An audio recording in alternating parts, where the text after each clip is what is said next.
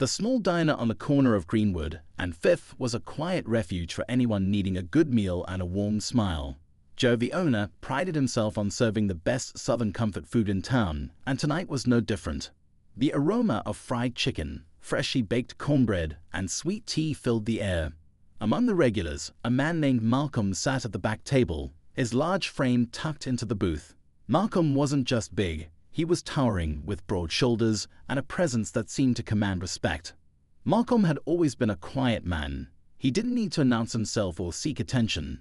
Those who knew him spoke of his generosity, his easygoing humor, and his knack for blending into any crowd despite his size. Few, if any, knew much about his past. That's how Malcolm preferred it. After all, what was the point of talking about something you left behind? But tonight, something felt off. As Malcolm sipped his sweet tea, his calm demeanor hid the unease creeping up his spine. Outside the diner, 3 men leaned against a rusted truck parked under the flickering streetlight. Their laughter echoed faintly, but their tone carried an edge that hinted at trouble. Inside the diner, the waitress, a young woman named Keisha, glanced nervously toward the window. She recognized one of the men, a local troublemaker named Randy, who had a reputation for picking fights he couldn't finish. Keisha approached Malcolm's table cautiously, her voice barely above a whisper. "Malcolm, you might want to wait a bit before you leave," she said, setting a fresh plate of biscuits in front of him. Malcolm raised an eyebrow. "Why's that?" She hesitated, glancing toward the window again. "Randy and his boys are up there. They've been drinking all night, and, well, they're looking for someone to mess with." Malcolm followed her gaze but didn't turn his head fully. "Let me guess. They're not fans of someone who looks like me walking around their part of town." Keisha winced but didn't deny it. "Just stay a little longer. Joe can call the sheriff if it gets out of hand." Malcolm gave her a small smile, his deep voice steady and calm. "Appreciate you looking out, but I'm not worried. They don't know me, I don't know them. Let's keep it that way." Keisha sighed, knowing there was no use arguing. Malcolm finished his meal slowly, savoring every bite as if he had all the time in the world. When he finally stood up, his large frame seemed to fill the entire diner. He placed a few bills on the table, nodded to Keisha, and walked toward the door. The bell above the door jingled as Malcolm stepped outside. The crisp night air hit him, and he took a deep breath, glancing at the men by the truck. They fell silent as he walked past, their eyes narrowing. Malcolm didn't flinch. He didn't speed up or slow down. He kept his stride even, his head held high. "Hey, big guy," Randy called out, his voice dripping with mockery. "Where do you think you're going?" Malcolm paused, turning just enough to acknowledge them. "Home," he said simply, his tone neutral. Randy stepped forward, emboldened by the snickers of his friends. "Home, huh? You sure you're in the right neighborhood for that?" The other 2 men laughed, the sound grating against the quiet street. Malcolm met Randy's gaze, his eyes calm but piercing. "I don't want any trouble," he said, his voice steady but firm. Randy smirked, mistaking Malcolm's calmness for fear. "Trouble? Nah, we're just getting to know each other." The tension in the air was thick, and for a moment, it seemed like time stood still. Malcolm's hands hung loosely at his sides, his body relaxed but ready. He'd seen this kind of confrontation before, too many times, in fact. These men weren't looking for a conversation. They wanted a target, but they had no idea who they were dealing with. Malcolm's breath fogged in the crisp night air as he stood his ground. His expression remained calm, unreadable. For a split second, the street seemed to hold its breath. The distant hum of a passing car and the faint clatter of dishes inside the diner felt a world away. Randy, emboldened by the perceived size of his audience, took another step forward, a sneer twisting his face. "You deaf, big guy," I said. "Are you sure you're in the right neighborhood?" Randy's voice was sharper now, like a blade testing its edge. Malcolm shifted his weight slightly, his dark eyes scanning Randy and his 2 companions. He wasn't sizing them up in the way a man prepares for a fight. No, Malcolm was reading them. Their postures, their movements, the way their bravado seemed just a little too forced. They weren't fighters, not really. They were troublemakers, the kind who relied on numbers and intimidation rather than skill or courage. "I heard you," Malcolm said quietly, his voice steady as a rock. "And I'm not looking for trouble." Randy scoffed, his laugh cutting through the tension. "Trouble? You think we're trouble?" He glanced over his shoulder at his friends, who were grinning like hyenas. "Nah, man, we're just out here having a good time. Ain't that right, boys?" The other 2 men chuckled, but their laughter lacked conviction. Randy might have been the loudest, but even he didn't seem entirely sure of himself. Malcolm could see it in their eyes, the flicker of hesitation, the unspoken question of whether this was a good idea. Malcolm let out a slow breath and took a small step forward, just enough to close a fraction of the distance. He wasn't trying to intimidate them, but there was something in the way he moved, calm, deliberate, controlled, that made the air feel heavier. "Listen," he said, his voice low but firm. "I'm gonna walk to my car, get in and drive home. You and your boys can stay here and keep laughing, or you could go find someone else to bother. Either way, we're done here." For a moment, it seemed like Randy might back down. His smirk faltered, and his gaze wavered, darting to his friends for support. But the weight of their expectations, his need-to-save face, pushed him forward. "Done here," Randy repeated, his tone mocking. "I don't think so, big guy. You don't get to decide that." He took another step closer, and Malcolm caught the faint scent of alcohol on his breath. Randy raised a hand, jabbing a finger toward Malcolm's chest. "You think you can just walk through our streets like you own the place? Like you're better than us?" Randy's voice grew louder, angrier, his frustration bubbling to the surface. Malcolm didn't flinch. He didn't move an inch. He simply looked at Randy, his gaze steady and unyielding. "Go home," Malcolm said, his words carrying a quiet authority that seemed to cut through the tension like a knife. For a moment, Randy froze. He could feel something in Malcolm's voice, something that made his pulse quicken and his bravado falter. But pride was a dangerous thing, and Randy's was as fragile as glass. "You think you're tough, huh?" Randy said, his voice shaky despite his best efforts. "We'll see about that." Behind him, the other two men exchanged nervous glances. They hadn't signed up for a real fight, and they could sense that this situation was spiraling out of their control. Meanwhile, inside the diner, Keisha watched with mounting dread. She knew Malcolm was strong, stronger than anyone she'd ever met. But that didn't stop her heart from racing as she watched the confrontation unfold. She grabbed her phone and quickly dialed Joe, her boss, who had stepped out earlier to run an errand. "Joe, you need to get back here," she whispered urgently. "Randy and his crew are outside, and they're messing with Malcolm. I think it's gonna get bad." Back outside, Malcolm remained motionless, his calm demeanor masking the storm that simmered beneath the surface. He had spent years mastering his emotions, learning to stay composed even in the face of hostility. It was a skill he had honed during his time in the cage, where split-second decisions could mean the difference between victory and defeat. But this wasn't a cage. This wasn't a sanctioned fight with rules and referees. This was the real world, where actions had consequences that rippled far beyond the moment. And that was what Malcolm was trying to avoid. Randy, however, wasn't interested in avoiding anything. Fueled by a toxic mix of liquor and misplaced confidence, he took another step closer and shoved Malcolm's shoulder. The impact was minor, barely enough to make Malcolm sway, but it was enough to light a spark in the cold night air. "Do you feel big now?" Randy taunted, his voice rising. "Ha, you think you're better than me?" Malcolm's jaw tightened, but he kept his hands at his sides. He didn't respond, didn't react. He knew Randy was trying to provoke him, to goad him into making the first move. But Malcolm wasn't going to give him the satisfaction. "I'm not gonna fight you," Malcolm said, his voice calm but firm. "You want to prove something? Do it somewhere else." Randy laughed, a harsh, ugly sound. "Not gonna fight, ah. That's what I thought. Just another coward hiding behind all that size." The word stung, but not for the reasons Randy thought. Malcolm had spent his entire life being judged by his appearance, his size, his color, his quiet demeanor. People made assumptions about him, placed labels on him, and rarely bothered to see the man beneath the surface. But Malcolm didn't need their approval. He didn't need to prove anything to Randy or anyone else. Still, as Randy's laughter echoed in the night, Malcolm couldn't shake the feeling that this wasn't over. And he was right. As Malcolm turned to leave, Randy's voice rang out again, louder and more aggressive. "Hey, I ain't done with you yet." Malcolm paused, his back still turned, his hands clenched into fists at his sides. He closed his eyes for a moment, taking a deep breath to steady himself. But before he could respond, he heard the sound of footsteps, quick, heavy, and coming straight for him. Malcolm barely had time to react before he felt the rush of footsteps behind him.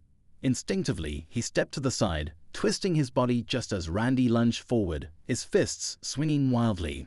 The younger man stumbled, the momentum of his charge sending him off balance. Malcolm didn't touch him, didn't push back, but Randy's own aggression had him tripping over his feet and crashing onto the pavement. The sound of Randy's fall echoed down the quiet street, followed by the startled laughter of his two friends. It wasn't the reaction Randy had hoped for. He scrambled to his feet, his face flushed with both embarrassment and anger. "You think this is funny?" Randy snapped at his friends, his voice sharp and bitter. "Shut up." The laughter died quickly, replaced by uneasy silence. The other two men weren't laughing because they thought Randy had control of the situation. They were laughing because they didn't know what else to do. They could see now that this wasn't going the way Randy had planned. Malcolm stood a few feet away, his stance loose but ready, his eyes fixed on Randy. He didn't look angry or scared, he just looked calm. That calmness unsettled Randy more than anything else. "Enough," Malcolm said, his voice cutting through the tension. "You've made your point. Walk away before this gets worse." Randy sneered, his pride refusing to let him back down. "Oh, it's gonna get worse, all right. For you." He lunged again, this time more calculated, his fists aiming for Malcolm's chest. But Malcolm moved like water, fluid and precise. He stepped just far enough to avoid the swing, his large hands coming up only to block and redirect Randy's momentum. "Stop," Malcolm said, his voice firm but steady. "You don't want this." Randy froze for a moment, his chest heaving as he tried to process what had just happened. It didn't make sense. How was this man, this big fat guy he'd mocked, moving like that? Randy's gaze flickered to Malcolm's hands, noticing for the first time how calloused and strong they looked, how they carried the kind of quiet power that came from years of discipline. But instead of backing down, Randy doubled down. Pride was a stubborn thing, and he couldn't let himself look weak in front of his friends. "All right, tough guy," Randy spat, wiping his mouth with the back of his hand. "You think you're smart, dodging like that? Let's see how you handle this." Before anyone could react, Randy reached into his pocket and pulled out a small, folding knife. The streetlight glinted off the blade as he flipped it open, and the atmosphere shifted in an instant. Keisha, still watching from the diner, let out a small gasp. Her heart raced as she fumbled for her phone again, her fingers trembling as she dialed 911. "Come on, Randy," one of his friends muttered, his voice shaky. "This ain't worth it." "Shut up," Randy barked, his focus entirely on Malcolm. "You're all bark, big guy. Let's see if you got any bite." Malcolm's expression didn't change, but his muscles tensed ever so slightly. He didn't need to fight. He didn't want to fight. But he also knew that this was no longer just a matter of pride or intimidation. This was something else entirely. He raised his hands slightly, palms open, his voice calm but firm. "Put the knife down, son. You don't want this." "Don't tell me what I want," Randy yelled, his voice cracking under the weight of his own anger. He took a step forward, the knife trembling slightly in his hand. Malcolm didn't move. He didn't flinch. His eyes stayed locked on Randy's, steady and unyielding. But in the back of his mind, Malcolm's thoughts raced. He'd been here before, too many times, in too many different situations. He'd seen what desperation and anger could do to a man, and he knew how quickly things could spiral out of control.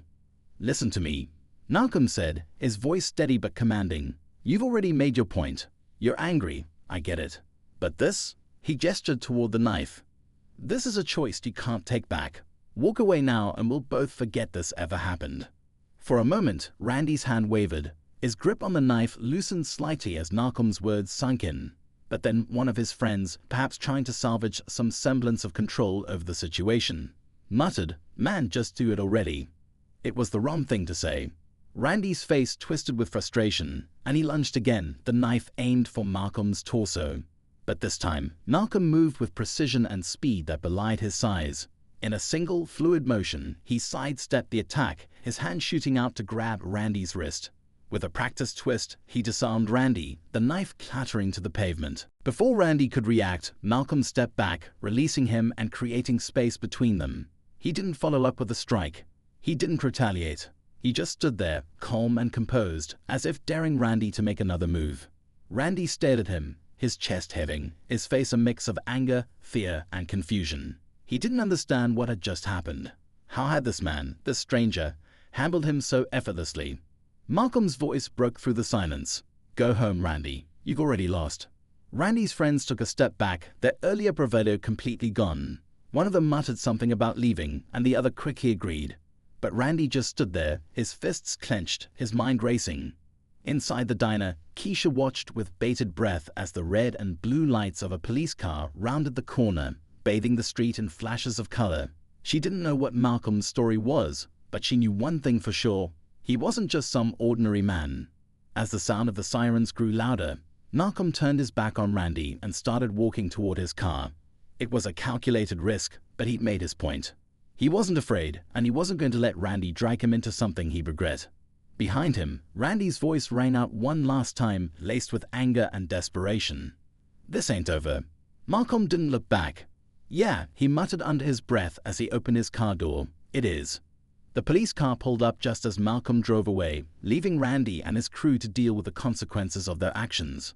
But as Malcolm disappeared into the night, Keisha couldn't shake the feeling that there was so much more to the story than anyone realized. Malcolm drove through the quiet streets, his hands gripping the wheel tighter than he realized.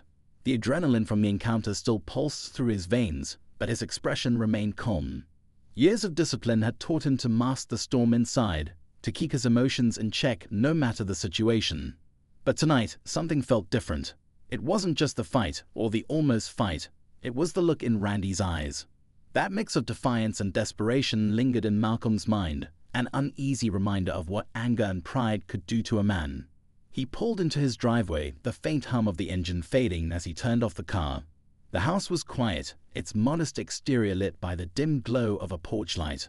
Malcolm stepped out, pausing for a moment to look up at the stars. He always found solace in the vastness of the night sky, a reminder of how small his problems were in the grand scheme of things.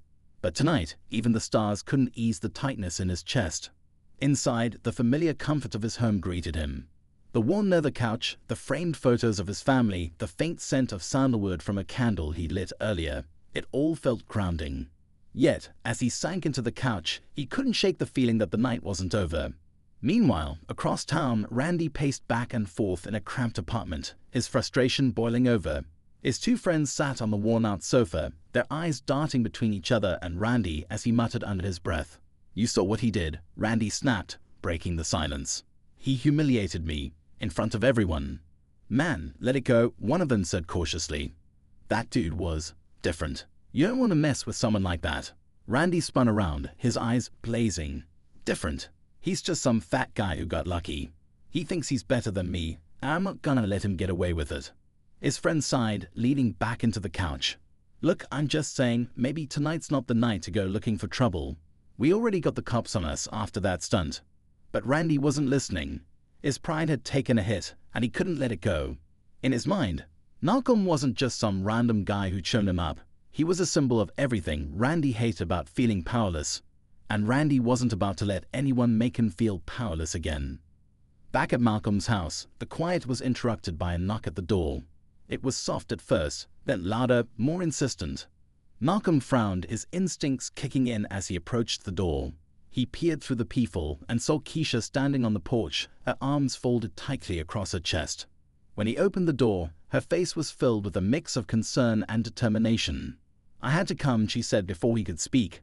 "I couldn't just sit at the diner and pretend like nothing happened."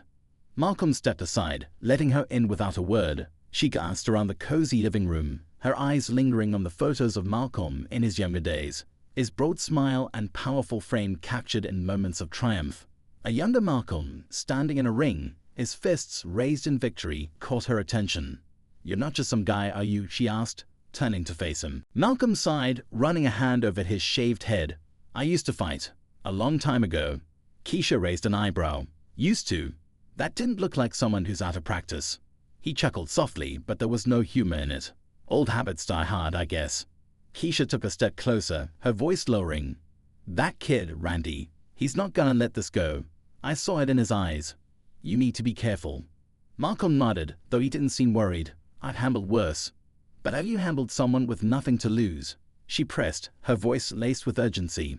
"Because that's what he looked like tonight. And desperate people. They're dangerous." Her words hung in the air, heavy and undeniable.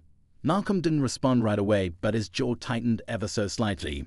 He wasn't afraid of Randy or his friends, but he knew Keisha was right. Desperation made people unpredictable. Across town, Randy was already planning his next move. Fueled by anger and a bruised ego, he rallied his friends, convincing them to help him track down Malcolm. They weren't enthusiastic, but Randy's intensity left little room for argument. The plan wasn't complicated. Find out where Malcolm lived, show up, and make him regret ever crossing them. It didn't take long for them to piece things together. A few questions at the diner, some loose talk from people who had seen Malcolm around, and soon they had an address. Randy's satisfaction grew with each step closer to his target. As the night deepened, the streets grew quieter. Malcolm sat in his living room, the weight of the evening settling over him. Keisha had left not long ago, but her words lingered. He stared at the photo of himself in the ring, his younger self full of fire and ambition. That life felt like a lifetime ago. A chapter he closed when he realized the toll it was taking on him, not just physically but emotionally. He had walked away from the spotlight, the fights, the fame, and yet tonight it all felt so close again. The sound of tires crunching on gravel pulled him from his thoughts. He stood, his body instantly alert. From the window, he could see the faint glow of headlights approaching. His pulse quickened, but his face remained calm. They were here. Malcolm stepped to the door, his large frame casting a shadow in the dim light of the living room. He didn't know how many of them there were or what they intended to do, but he knew one thing for certain. This was the moment he'd been preparing for his entire life.